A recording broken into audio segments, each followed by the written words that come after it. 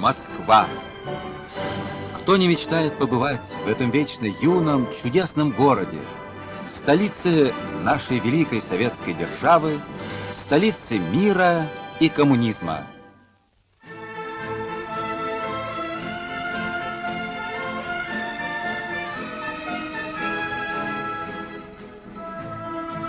В вагонах поезда, который только что отошел от перрона Челябинского вокзала, большая группа передовиков производства и участников художественной самодеятельности направилась на встречу с металлургами Москвы.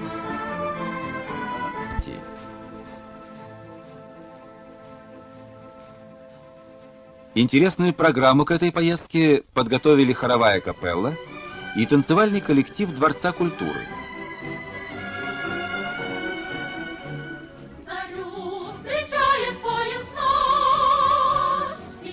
Выступить в Москве – это самое заветное желание всех участников самодеятельности.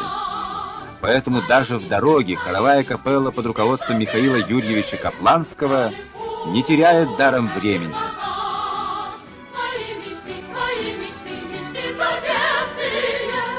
Дороги наши нелегки, прилог немало встретится, но золотые огоньки.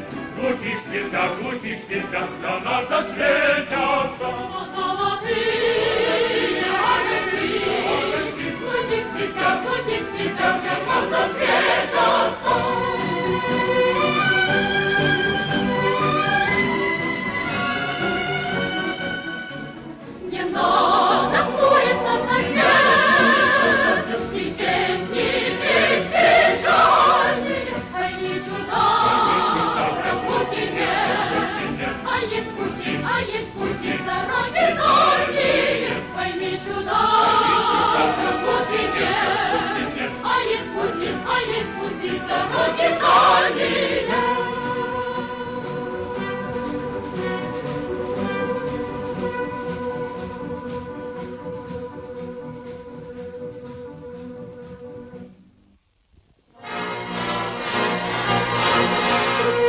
Здравствуй, родная Москва!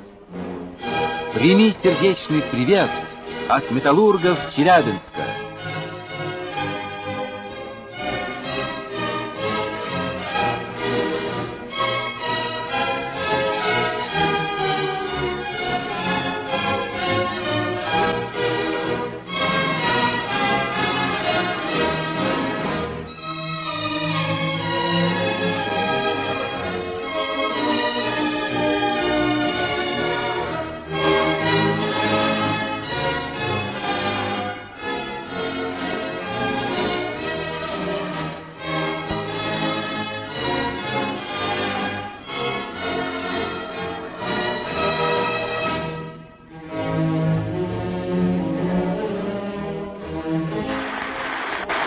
Во Дворце культуры завода «Серп и молот» челябинцы были гостями московских металлургов. Руководитель бригады коммунистического труда, москвич Василий Дюжев, предложил начать с этой встречи соревнования наших заводов.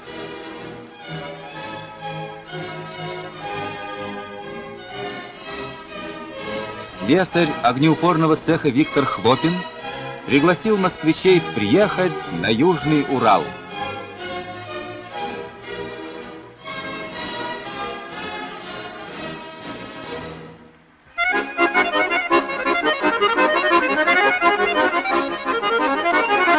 Присутствовавшие на встрече тепло приняли концерт хоровой капеллы и танцевального коллектива.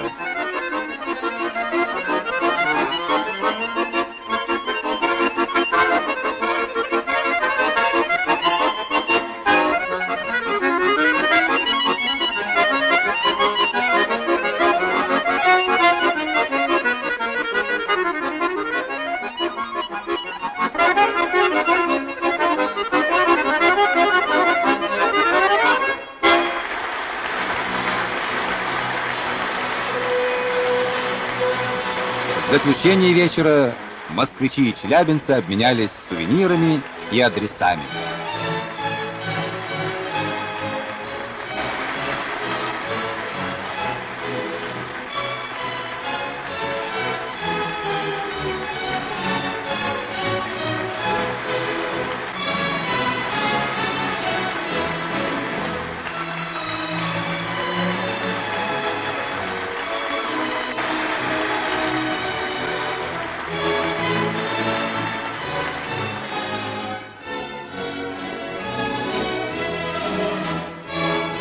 большим подъемом прошел следующий день.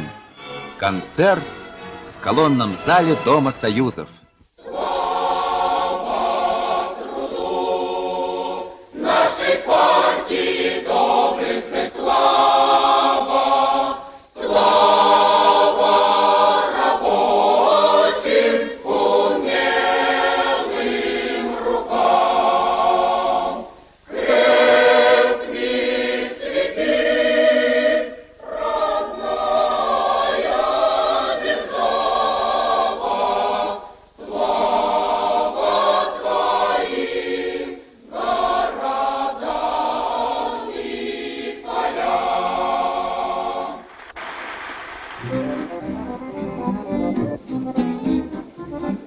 Шел в Воронеж поезд с грузом, чуть не рухнул под откос. Для уборки кукурузы кто-то рельсы все унес.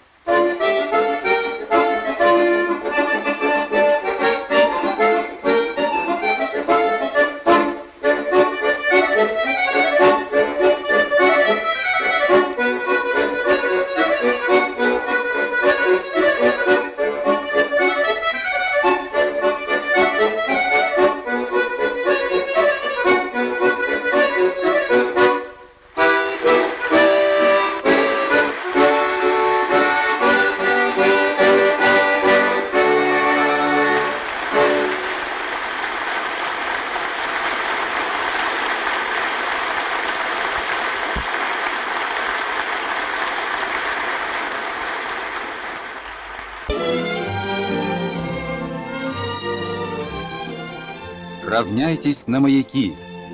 Так назывался день отдыха работников сельского хозяйства Московской области.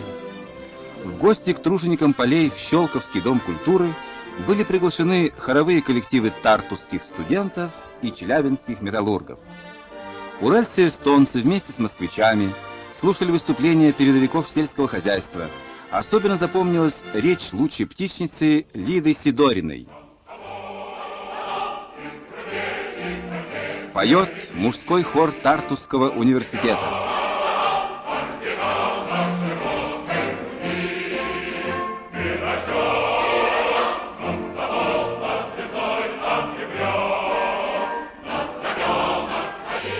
Здесь завязалась тесная творческая дружба эстонцев и челябинцев. Михаил Юрьевич Капланский преподнес руководителю хора Рихарду Ристингу традиционный уральский сувенир «Каслинское литье».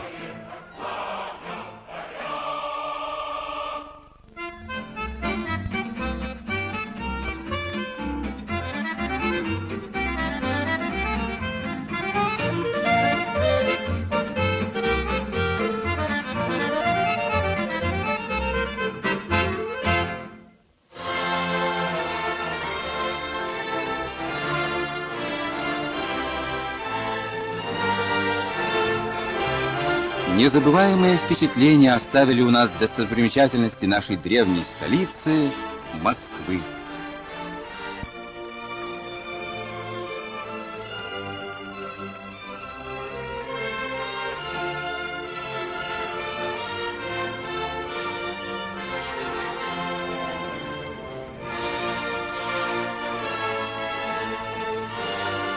Несколько часов мы посвятили знакомству с московским Кремлем.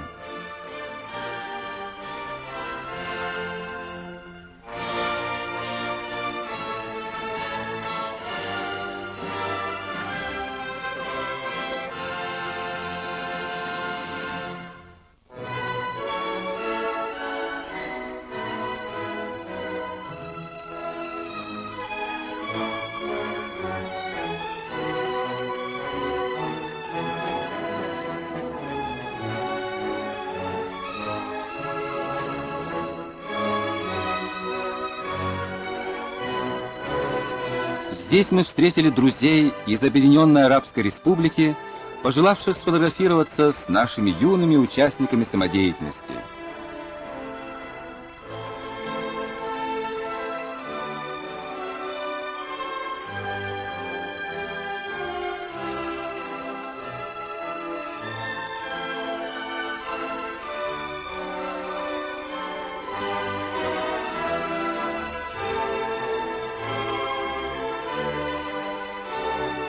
Девочки из танцевального коллектива приобрели самый модный сувенир – модель первого советского спутника.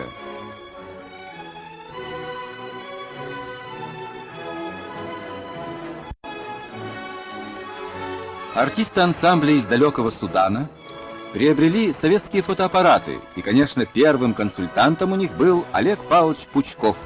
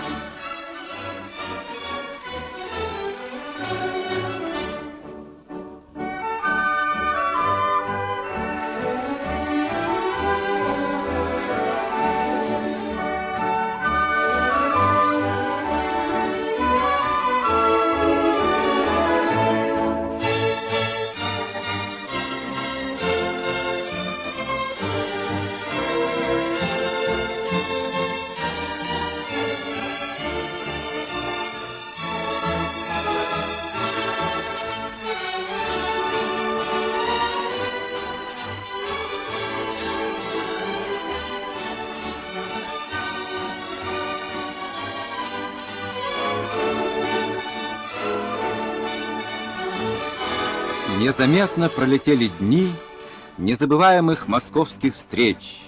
И снова в путь.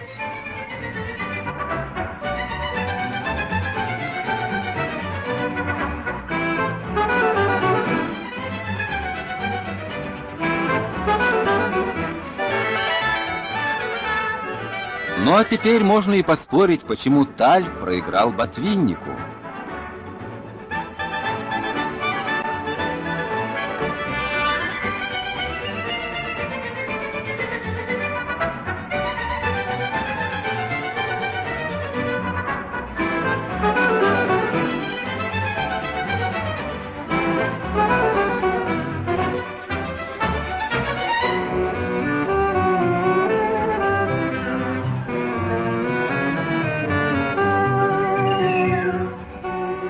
А Владимир Алексеевич Зубовский уже думает над постановкой нового танца «Свободу Африки».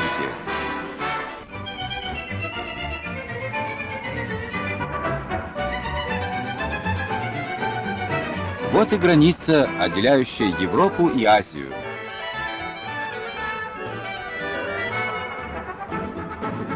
У Коли Дудченко двойной юбилей, день рождения и десятилетие участия в танцевальном коллективе.